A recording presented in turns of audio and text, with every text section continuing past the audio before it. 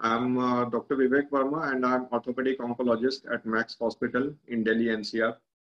And a good initiative by a Delhi Musculoskeletal Oncology Forum and the other association. And I think thank you, Navneet, for taking up this project to aware more students about the various aspects of oncology. And especially today, we are going to talk about sarcomas. So let us see. The talk basically is divided into two parts. One is about the amputation and the basic principles of amputation. And the second part is about hemipelvectomy. So I have gone much more into the amputation part, and I think many of our the participants are residents from surgical oncology, uh, radiation, and medical oncology. Is that right? Yes, sir. Yes, sir. Right. Right. So the talk is uh, made in such a way that it is going to benefit people from all the specialty, because in oncology we know that it is not just a one man's job. It is a teamwork. As a surgeon, we remove the tumor, but at the same time, we need medical oncologists to kill the circulating tumor cells with the chemotherapy. And many a times in borderline situations, and especially in soft tissue sarcomas, we require the help of our radiation friends who kill the remaining microscopic disease with the help of this modality of radiation. So I take classes for many of the students, and many a times we use these two terms very in a mixed way, the amputation or disarticulation. So it is important that we understand what is the difference between an amputation and disarticulation. So when we remove a part through a joint, like suppose if we remove the hip joint between the femoral head and the acetabulum, or knee joint between femur and the tibia, then it is called disarticulation. But when we cut a bone to remove the two part of the body, then it is called an amputation. But many times we use these terms very interchangeably. So you must understand the difference, and especially when in exam, you must be aware what to say, whether it is amputation or disarticulation. So with this diagram, with this example, you can see here, like what I've shown, if it goes through a joint, it is amputation, disarticulation, and when through a bone, like you are seeing, then it is an amputation, then again knee, then below knee, and so on and so forth. So very important to know what are the indications of amputation. So this is about the gross amputation principles. I'm not going only about in the oncology, that we will go through by cases, but this is about a gross overview of the indications of amputation. So remember, there are 3 Ds: dead, deadly, and deformed, which ask us to do for an amputation. So what are the dead limb? When we have a dead limb, the most common cause of indication of amputation is peripheral vascular disease, especially because of diabetic angiopathy. So in these situations, mostly there is gangrene and the limb is dead. We plan for amputation. The other common cause is trauma, especially crush injuries, which damages your soft tissue neurovascular bundle. And it is a common cause in younger patients where we have to plan for amputation. And there are different guidelines, especially that is beneficial for orthopedic surgeons, when which defines, like you have different scoring system, which defines when we should go for amputation or not. So usually in general, if the ischemia time is more than 6 hours, then it is an indication for amputation. Navneet, hello. Yes, sir. Yes, sir. Navneet, in between, because since my speaker is working through my phone, so in case you are not able to hear, then just remind me, okay? Sure, sir. Sure, sir. Yes. So because in between, if I am getting any call on mobile, so suddenly the voice may go away. So just remind me, not an issue with that. Okay? Okay, sir. Yes, sir. Yeah. So like we talk about the Ds, so in the dead limb, it is to like peripheral vascular disease and trauma. Coming to the deadly limb, which means the limb which pose a threat to life. So in those situations, tumor is number one, because if it is not managed well, it can spread out. If it is not removed properly, it can cause local recurrence and later on can cause metastasis. The other common causes are like infection. Uh, the most dreadful ones are gas gangrene. Then we do it for burns and frostbite. So usually these frostbite is something which is not very commonly seen. What we see commonly in our clinical practice is oncological indications like tumors and infections. Then the third D is deformed limb, which means there is a problem in the limb where it is no more further useful for the function.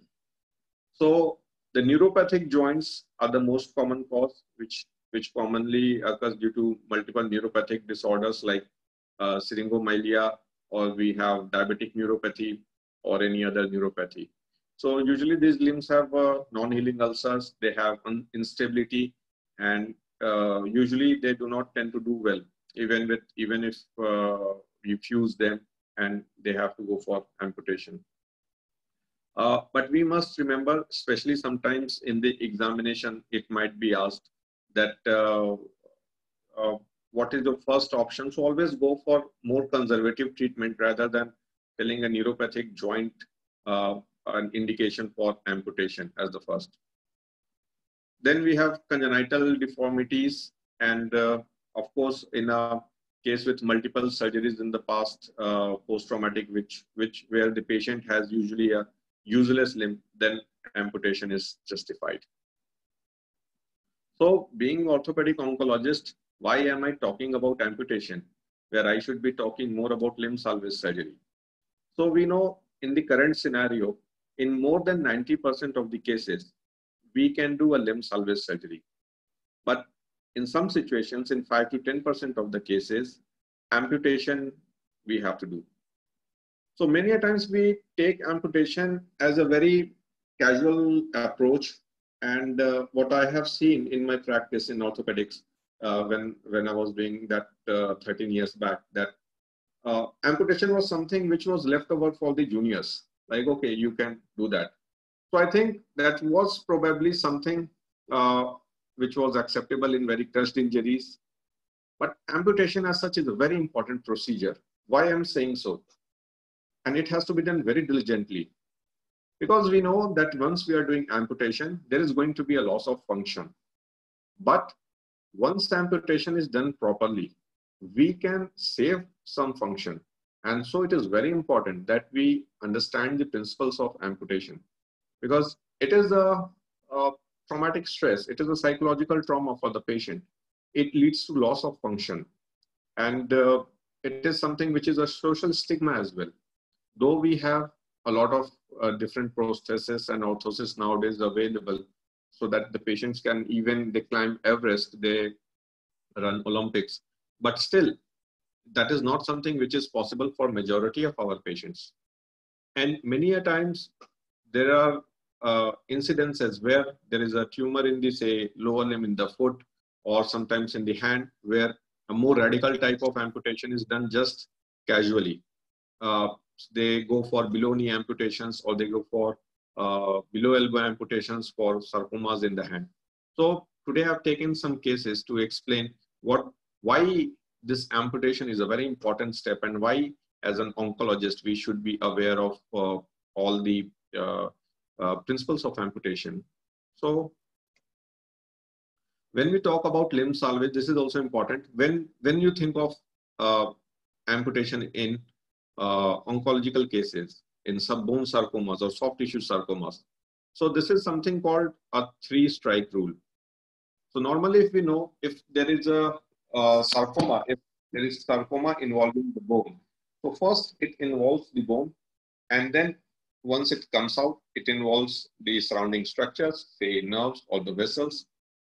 And finally, once it comes out and starts infiltrating the skin and the subcutaneous tissue, then it fungates. So this principle was laid down a long time back, where it was said that if 3 out of these 4 is involved, then we should consider amputation. But I must say that nowadays, with the advent of newer modalities of reconstruction, with the availability of plastic surgery, with the availability of vascular surgery, we know that bone we can always reconstruct, and soft tissues we can reconstruct with the use of implants and prostheses. But even if the nerve is gone, we can do a nerve transfer, we can do tendon transfer. Even if the vessels are involved, we can resect them and we can do a vascular graft. And if the soft tissue is involved, we can do a flap transfer to do the reconstruction.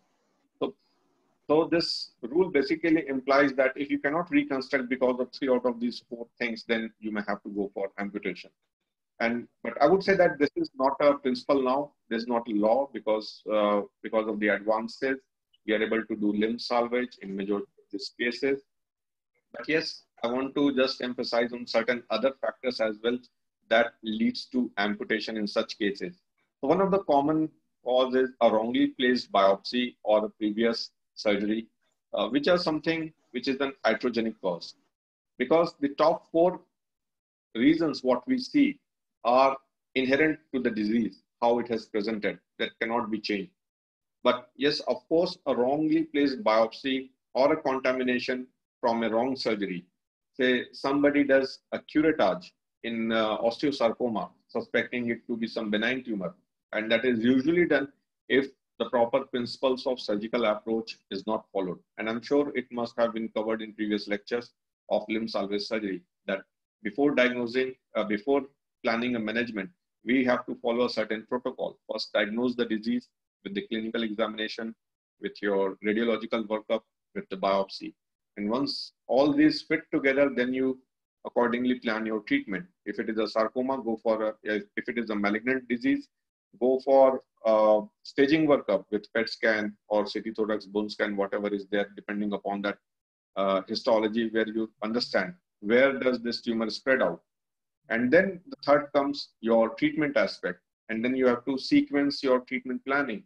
The disease which are chemosensitive requires chemotherapy, then which are not chemosensitive, where you plan for surgery alone.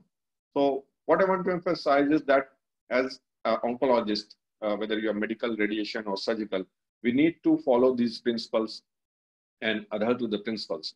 Normally, we see that in our training as an oncologist, we do that, but sometimes it happens when we are trained in a general surgery or in orthopedics. The usual tendency is to, if we see a pathological fracture, we tend to fix it before following this protocol. And in those situations only, we lead to all these medical legal problems. So the other indications being like pathological fracture or fungating mass. So I would say in books, we read that pathological fractures do not unite unless intervened, but it is not so. If it is a bone tumor, if it is a sarcoma, and there is a pathological fracture, we must splint it, give chemotherapy, which heals the fracture, and then most of the times we see that they unite. Then there are the relative indications, like if there is a fungating mass, if there is infection.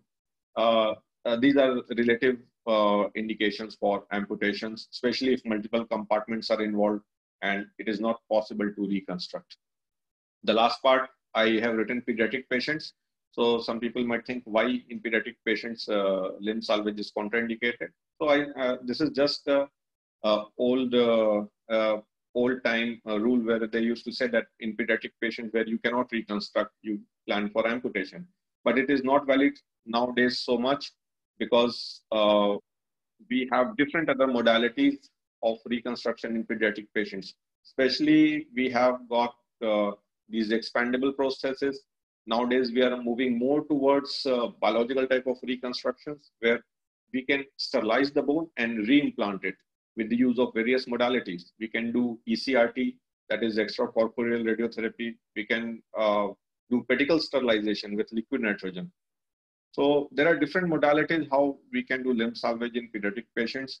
And say in some of the conditions, like if the tumor is around the hip or in the femur, we can even do rotation plasty, which is a sort of partial amputation, where instead of doing a hip joint amputation through a joint, that is the disarticulation, you remove the femur or the part of the tumor bone, take the tibia into the joint and make it like a like a below knee amputation type, because your ankle starts acting like a knee then. So this slide is something which is important for your exam point of view also, because this is the commonly asked questions about the indications of limb salvage or contraindication rather for limb salvage. So if you ask what is the indication of limb salvage, then of course in all my cases, I would like to go for a limb salvage, unless there are some of the other factors like this mentioned there. So like this is one of the examples. This was a lady who presented to me after being intervened outside, and you can see that there is a large surgical scar which is present over there, and you can see multiple lobules all around the proximal arm. When I went through her previous scans, I saw that it was a very nice soft tissue mass which was present on the deltoid aspect, and it could have easily be excised, but somebody was in a hurry and they just informed that it is some sort of sebaceous cyst or something, or lipoma, and did an intralesional surgery and then contaminated. And later the tumor spread out and involved all the compartment. So we had no other option but she had to undergo a shoulder disarticulation. So this is something which is very sad, and that's why I always emphasize in all my talks that proper surgical principles should be followed. The oncological, the workup should be done correctly so that we do not make such mistakes. So as an oncologist, what all we should know? So one slide I have already presented, that is about the indications. This is more not only for the surgeons, but also for radiation oncologists, because once you plan your radiation, you must be aware of all the surrounding critical structures, the neurovascular bundles, which areas to be avoided, which not to avoid, and which structures have higher threshold. So all these anatomical relations are very important. And anatomy also helps you to plan your flap modifications. And as a surgical oncologist, mostly, or in your general surgery practice, most of us are exposed to different flaps. And once you have a good team, and if you get a chance to work with a plastic surgery team, then it would definitely add to your benefit. Because I've seen many of my colleagues and my friends, they are well versed with many of the local flaps. And as orthopedic oncologists, we also do many of the flaps, like you have in the proximal area. You plan for gastrocnemius flaps or some rotation flaps for after soft tissue sarcoma excision. And I think all our head and neck oncologists do this PMMC flaps. Before planning an amputation, you must assess the patient very well, that whatever surgery you do, whatever procedure you do, should help to maximize function. Because like I said, when somebody is offered amputation, or when a surgeon is planning for amputation, you should never become slack. You should never become casual that, yeah, now it is amputation. What to do? I just have to cut off, I just have to remove. So yes, most of the times when you have adequate margin or the lesion is quite distal, it is okay. It is not okay to be slack, but what I mean to say that it is okay that you can take it lightly. Plan your incision, plan your flaps so well that after amputation, the patient is able to get some good function out of it.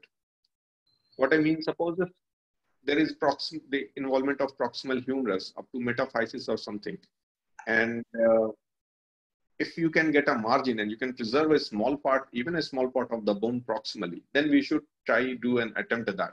We should not be casual in a way that if we see the lesion is reaching quite higher up, then we just plan for a disarticulation. Because in upper limb, every small piece of bone, every small bit of bone is very important for fitting of the prosthesis. And it makes a big difference once we preserve part of the proximal humerus and once it is the shoulder disarticulation. So we'll see that why it is important. Just to highlight some types of amputations and disarticulations in the upper limb. So you start with your shoulder girdle, where excision is called four-quarter amputation. And I would suggest that you read Malabar, where there is a classification for the four-quarter surgeries. And it is also commonly asked in the exams. When you remove it through the shoulder joint, it is a shoulder disarticulation. Then you have humerus. Then lower it comes elbow, and then through the forearm, depending upon the level. Then you have wrist disarticulation and through the joints. So these are different types of amputations which are there in upper limb. Once it comes to the lower limb, it is more complex because of lot of muscle bulk in the lower limb, lot of critical nerves and vessels. Like we say, let's start from the pelvis. So if you amputate through the pelvis, so it can be through, depending upon what part of the pelvis you are preserving. If you remove entire pelvis, then it is the hemipelvectomy, which is called hindquarter disarticulation. When you remove through the hip joint, it is hip joint disarticulation. Similarly, anywhere through the femoral bone, then it is the above knee amputation. And it is usually divided into three parts, basically: short above knee, middle above knee, and supracondylar. Previously, we used to be very careful because there were different levels of amputations which were mentioned, that if you are amputating below knee, then what minimum stump should be there. So that still holds true for that is called something called ideal stump. So the amount of bone that is remaining, it should be helpful for further fitting of the prosthesis. But nowadays, with the advancements in prosthetics and orthotics, we have excellent prosthetics. And that's why previously supracondylar was not a very favored amputation. But nowadays we try to preserve as much as bone as possible, because you can fit your prosthesis. We have all 3D mechanisms to adjust the size of the prosthesis so it gets a good hold. And I would also show you in this presentation why I'm talking that we should try to be as conservative and try to as preservative in the length of the stumps. Because the higher you amputate, the higher the energy expenditure. I called already. You call. I have class going on. Somebody is very angry, I think. Okay. So like this, you can go through this slide. So I've mentioned different levels of amputation. Whereas even in below knee amputations, you can have very short below knee, then short below knee, medium, and long below knee. What is important in exams that you must know different level of amputations, especially in the foot. I don't know how much it will be relevant for oncological aspects, but yes, suppose if there is a lesion in the foot and the examiner may ask you what level of amputation, what are different types of amputation, then you should be able to name them. Like you have Lisfrank's amputation, which is metatarsal joints through the tarsometatarsal joints. Then you have Chopard's, that is through the mid-tarsal joints, then through the ankle. So like that, you must be aware of the names, especially what do we mean by that. So like I was mentioning about the stump length. So what is the ideal stump length? Navneet, if there is a question, how will they ask? In between, or we will finish and then in the end?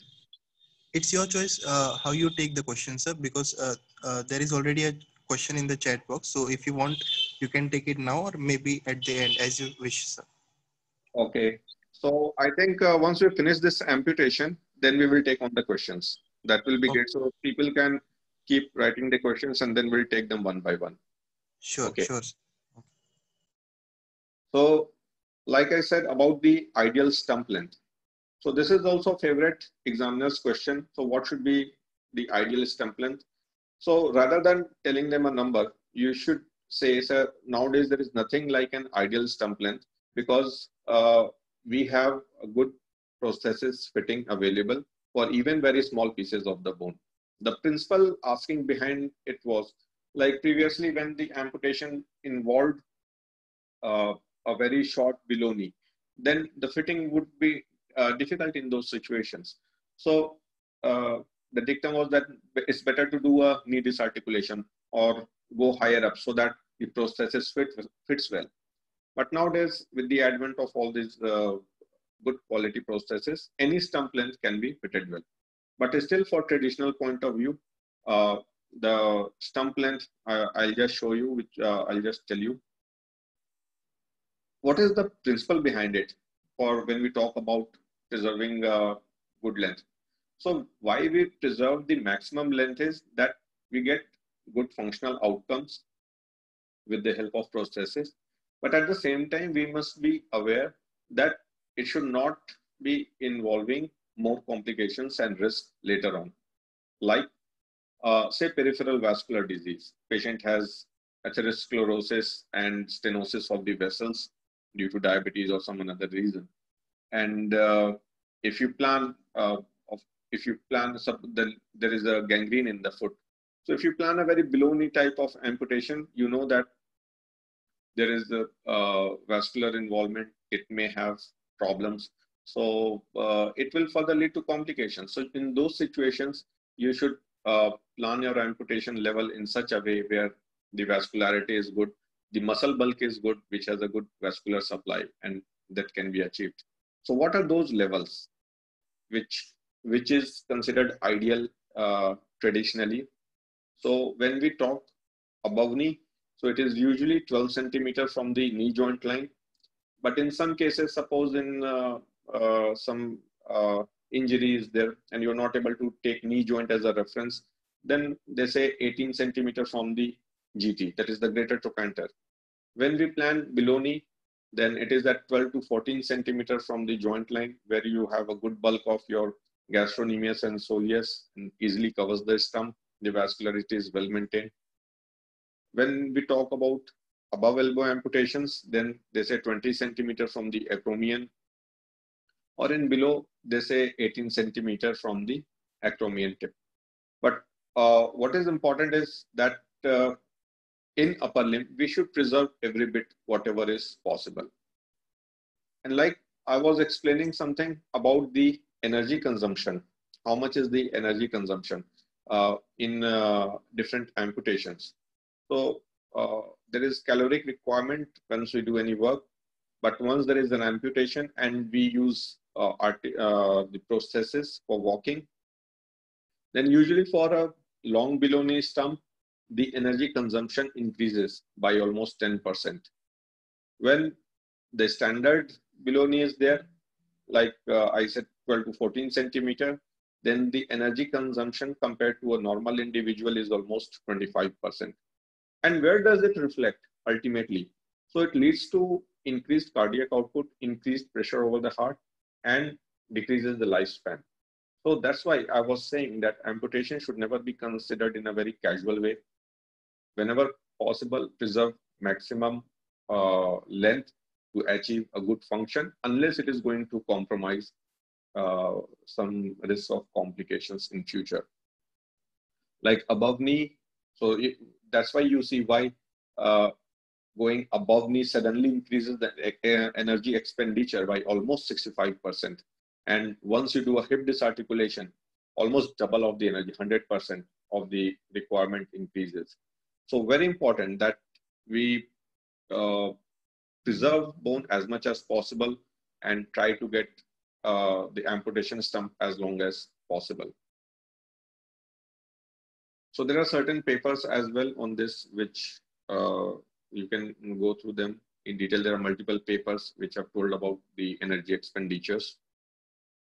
We'll go through a few case examples to understand what I mean.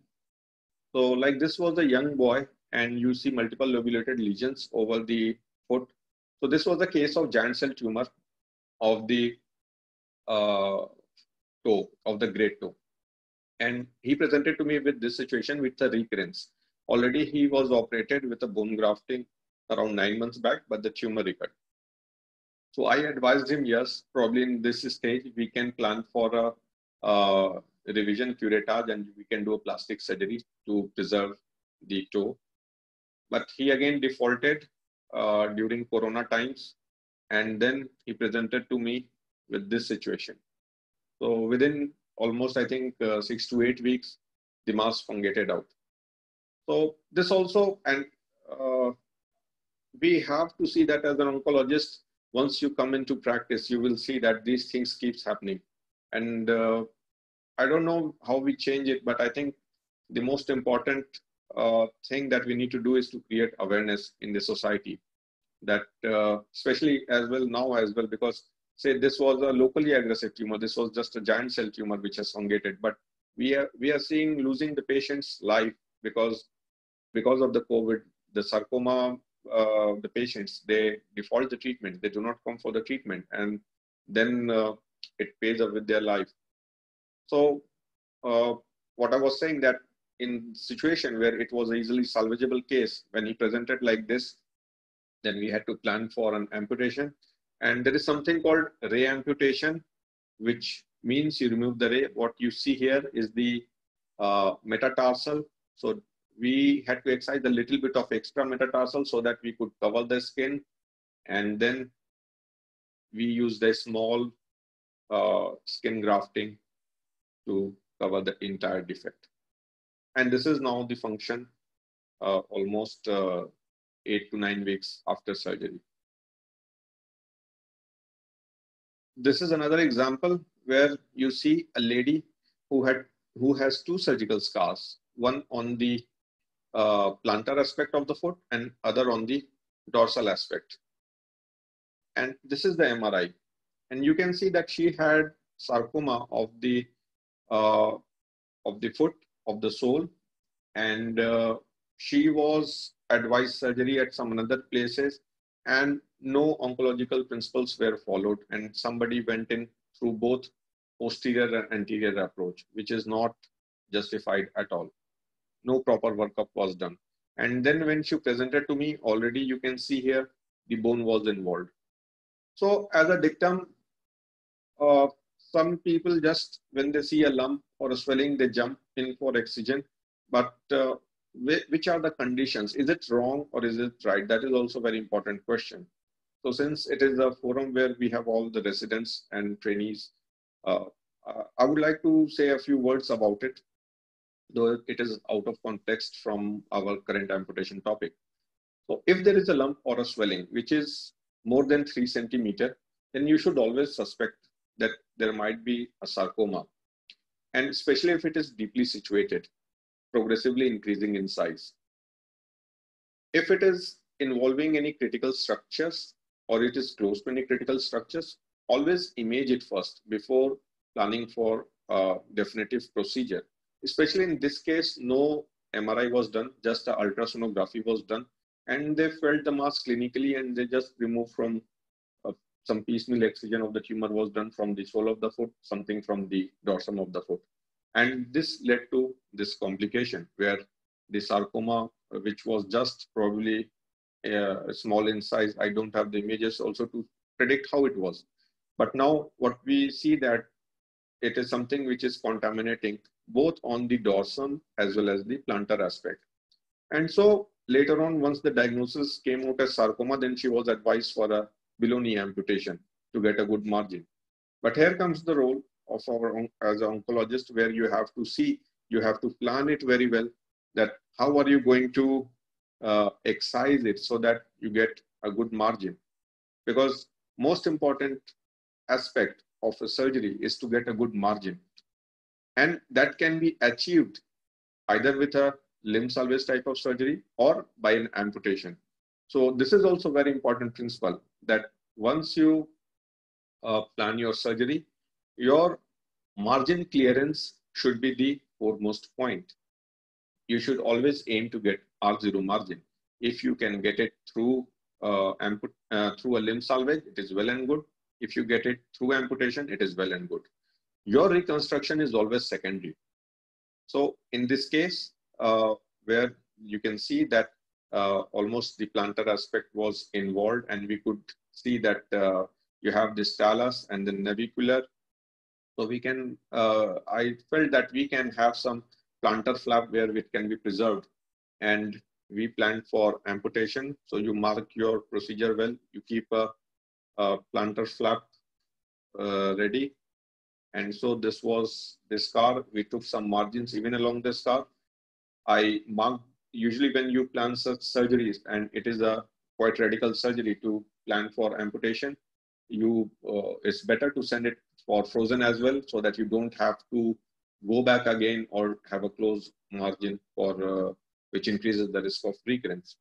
So well, the margins were closed, and this is after everything healed up. And nowadays, what I was emphasizing, that we have very good processes available, and this is artificial foot 4-foot process what she is wearing, and she is doing perfectly fine, and she is an army officer, and she is able to go back to her job smoothly. Of course, she is not now no more in that physical exertional type of activity, and more as a table desk job, but she is able to do everything with equal ease and without any discomfort. Coming to the upper limb. So this was a young man and who had some ulcerative lesion in the hand. And this was seen outside. Somebody suspected first just infection, gave him some medical treatment, antibiotics. Later on, they suspected tuberculosis, kept him on tuberculosis for long, added some fungal medications. It was not improving. And finally, they did biopsy, and it was not an oncological center. So the biopsy was also inconclusive. A repeat biopsy was done again, and then it showed epithelioid sarcoma. So you can see here the contamination, it was too much.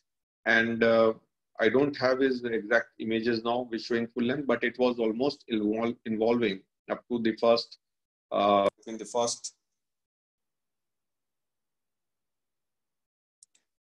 it was involving almost till the first web space. So, and he was also advised below elbow amputation somewhere through the wrist joint, because there was some disease which was present here. So we discussed this in our tumor board, and we discussed with our radiologist, and we felt that we could save the thumb. And you know, in hand, 50% of the function is through our thumb. So this was the intraoperative flaps that we planned, and we excised it completely. And this was the X-ray after excision, and we used plastic surgery help to cover it up. And this was later on his function. I don't have functional videos, but at least the thumb is preserved, and then he can have artificial fingers over there.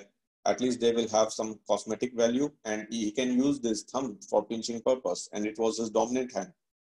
So this is very important that we plan it well, and that's where the responsibility of a multidisciplinary team lies. That once you have all the team ready, you can have a good surgical outcome. Similarly, this is another case where you see that this old man presented with a swelling over the dorsum of the hand. And you see here the third metacarpal is almost destroyed with a large soft tissue component. And he was offered amputation similarly elsewhere, that he had to go below somewhere through the wrist. It had to be amputated. So in this case also, we examined him properly. We realized it was a mobile swelling, and you can see here in the images, the metacarpal is almost destroyed, and it has a soft tissue component, and which was abutting the second and the fourth. So we decided to go in and plan that we have to excise the third metacarpal, and if required, we can include both first and third as well. So we went inside, we went along with a wide margin, and we removed the others. We took the periosteum of the other second and fourth metacarpal. We removed it completely. And so later on, he had this scar with a single loss of ray amputation of the middle phalanx. So this is something which is very important, and to analyze properly with your team how to plan your surgery. You can keep the plastic surgery backup if it is required. But at the same time, we gave him adjuvant radiotherapy because we know that there was overhanging of the tissue over the bone, although we have taken margin and all the margins were negative. But in such situations with a loss of tissue mass, in this case, adjuvant RT was advised. So the take-home message here would be that when we plan for any oncological procedure, the oncological clearance is the most important aspect.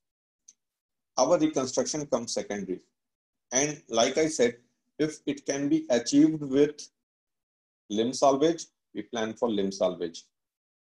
There are indications where we don't plan for limb salvage. That is, I have already discussed with you. If it cannot be achieved with limb salvage, you cannot achieve R0 margin, then you plan for amputation.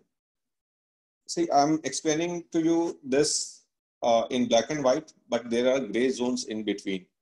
And here comes the role of different multimodality management, like we have radiation therapy. Sometimes when we remove the concept of margins, everything would be well explained to you in previous lectures of limb salvage surgery. You must go through them, or you can go through literature to understand the concept of margins. And I feel that is the most important aspect when we plan for surgeries in orthopedic oncology. So sometimes if the soft tissue component is close to the neurovascular bundle, it is abutting. In those situations also, the resection may be marginal over there, but you may add up radiotherapy. It depends upon multiple factors. In fact, not just about that, but it is also dependent upon histology. So sometimes a marginal resection is well accepted in, say, Ewing sarcoma, where you can have, we know that it is a chemosensitive disease, and adding a radiation helps decrease the local recurrence rates. Then the principles of amputation you should be well versed. So I've not gone into the very basics like how a nerve should be cut or how a bone should be cut with a saw and all. But this is in general principles which is pertaining to oncology I have tried to cover. Like I said, it is very important that no amputation should be taken casually. It has a physical, psychological, vocational impact on somebody's life. You have to take it very seriously. It has to be done so diligently that the person can go back to its normal activities. A proper counseling is very important. Sometimes I know, because if the patient is not counseled well, sometimes they go away from the treatment because if they are advised amputation. So you must counsel the patient well, show them the videos, how people are doing. We have to be positive. Once we exude positivity, then only that instills a confidence in our patients, and they are willing, they are mentally prepared to go for this surgery. And very important, many times it is assumed that if we have done the amputation, that has obviated the need for any adjuvant therapy like radiation or chemotherapy. But it is not so. So like, you know, you must have read or you will be reading that before the 70s, only surgery was the treatment for sarcomas. And even for foot sarcomas, they would do a below knee type of amputation, but still the survival was only 20%. So people would say whether you do anything or nothing, ultimately the patient is going to die. And then came the era of chemotherapy. So in that time, the cisplatins were one of the first drugs to be introduced. And during that time, the prosthesis was in the initial phase and people started developing prosthesis. So it would take 2 months or of time to develop this prosthesis. So they would see that the disease would increase in size and ultimately it would not fit, patient had to go for amputation. So they thought probably let us give some medicines for the time being. And that's how they realized that the adding some drugs to the treatment improved the survival. So it suddenly jumped from 20 to 40% like that. And then it established the fact that chemotherapy improves the survival in the sarcomas, and that's how the process is developed. So, and second, of course, when you have a good margin, radiation is not required and it obviates the need. Suppose if there is a tumor in the distal ankle region and you do a below-knee amputation with a good margin, it obviates the need. But in some situations, like I had shown in the soft tissue sarcomas with contaminations, even with amputation, you might have to add adjuvant radiotherapy where it improves the local recurrence rates. So I think that was all about amputation in a nutshell. And I'm willing to take up questions. Thank you, sir. There are some questions in the chat box. Yes, Navneet. So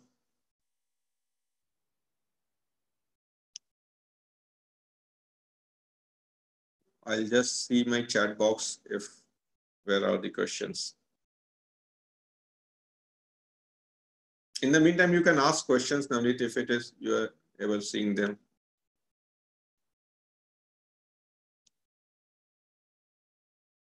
Okay, so sir, one of the questions is, does every pathological fracture require amputation?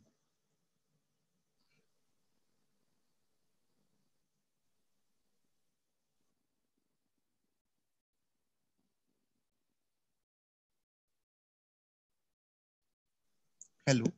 Okay, yeah. Yeah, so I can see the questions. I'll just answer them one by one.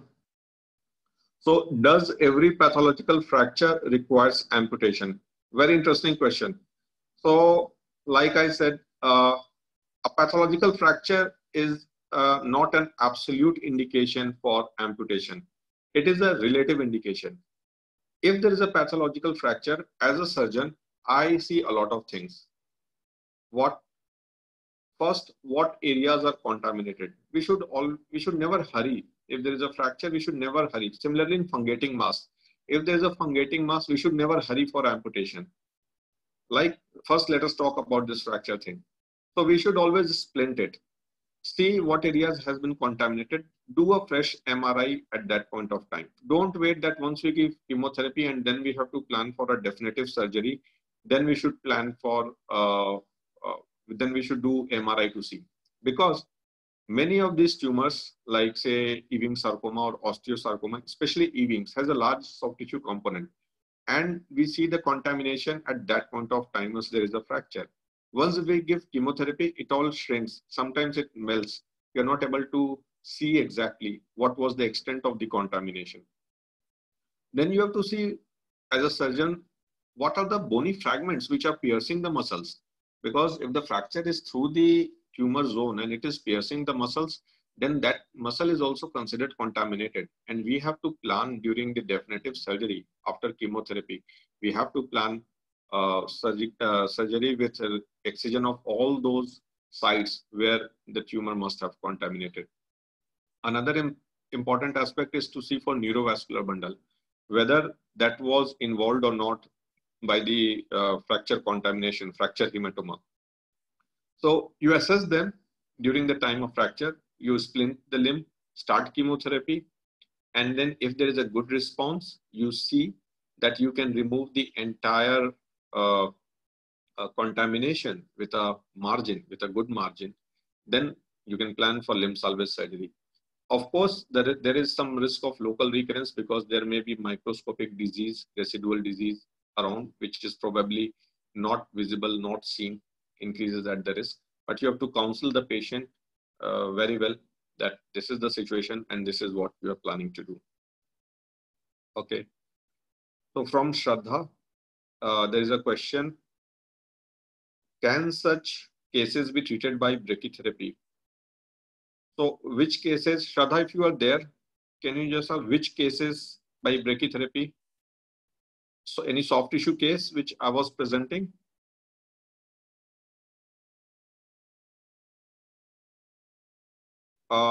Yeah, which one, the hand? The hand one? Yeah, so see, it was uh, right, the hand and the foot.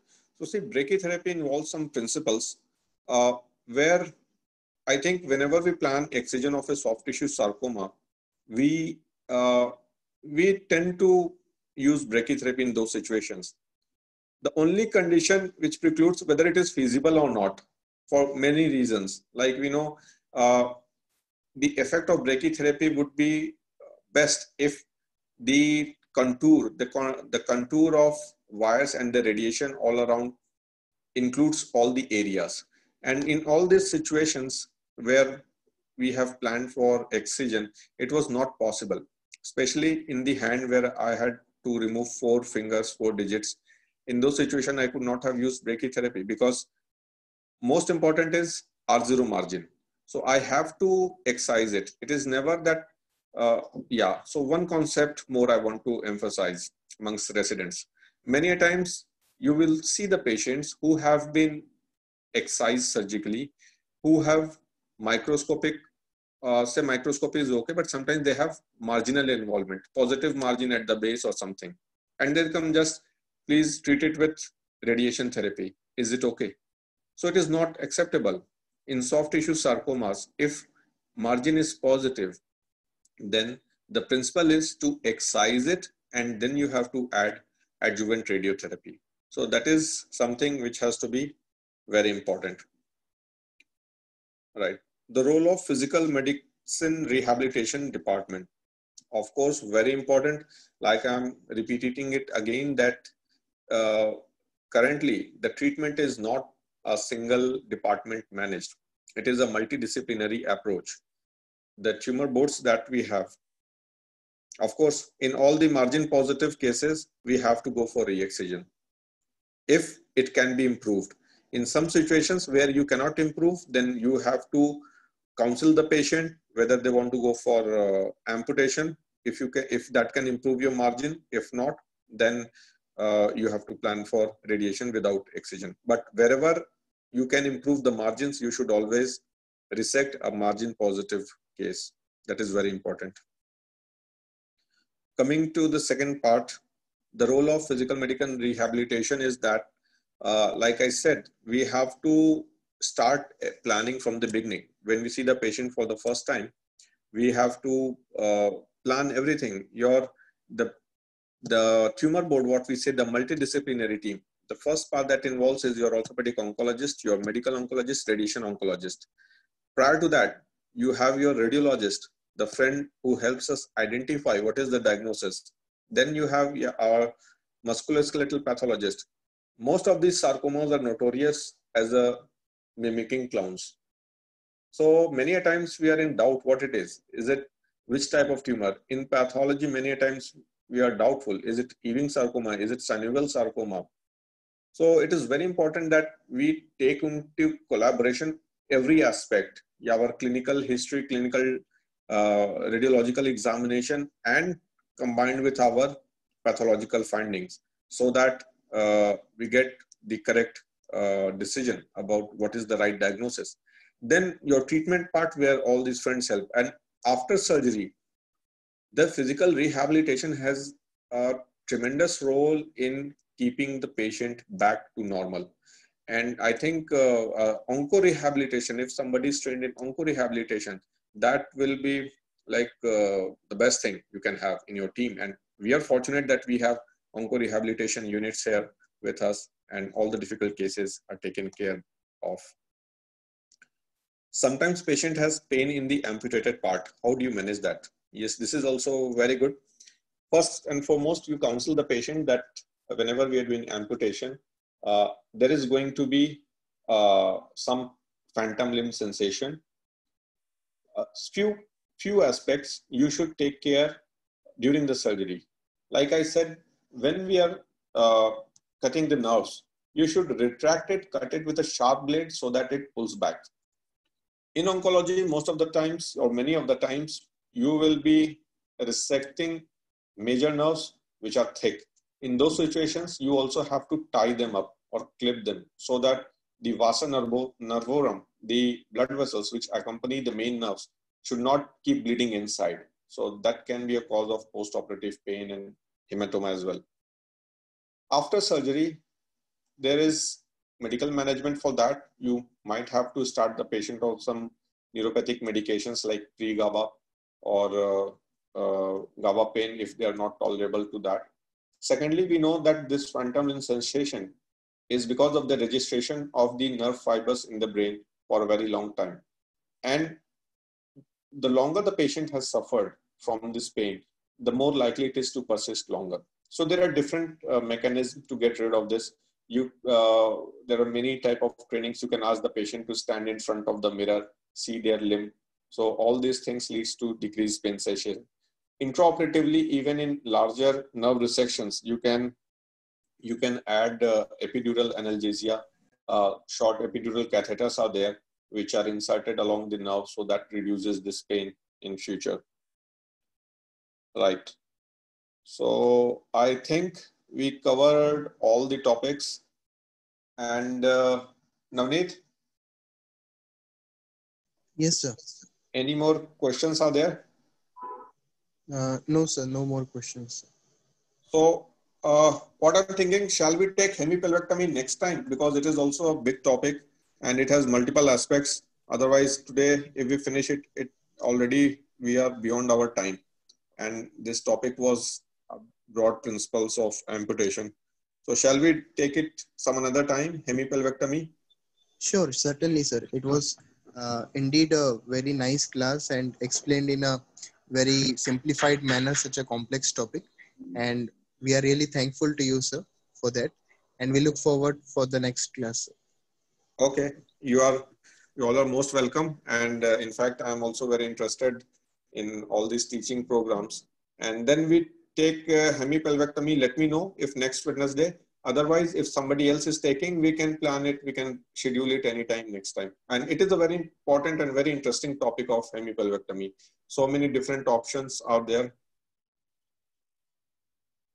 There are so many different options which are there in hemipelvectomy, the external or internal. And let's take it next time so that we take it in detail and we cover all the aspects related to it. Okay? Yes, sir. Thank you. Thank you so much, sir. Okay. Thank you. Thank you, guys.